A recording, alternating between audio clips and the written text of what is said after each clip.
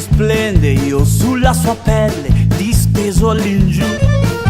La sento, non vedo ma penso, mi interrogo dentro, voglio di più.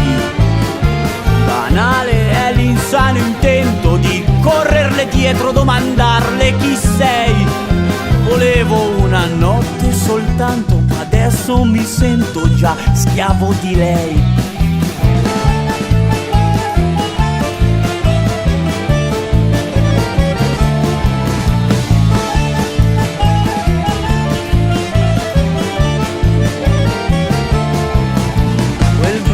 È sempre abissale, ma un attimo dopo torna tutto com'è.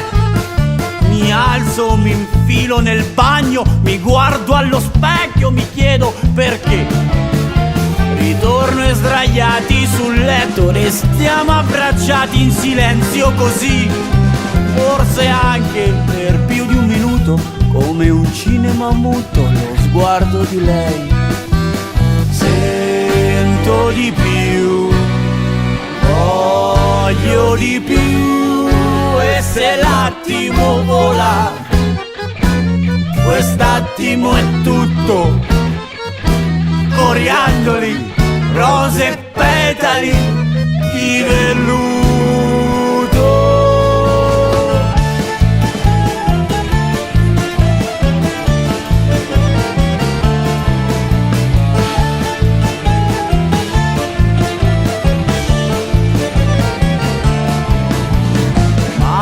Il giorno finisce, la sera ritorna, mansueta che sa, divino che allenta la mente, colora la gente che parla con me. Come in un cinema muto, io faccio un saluto ai lampioni, ai lacchè, ma la notte mi sento un po' solo, l'ansia che sale, mi chiedo dov'è.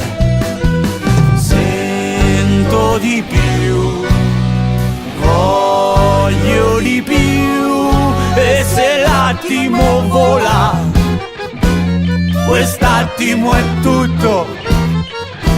Coriandoli, rose e petali di velluto.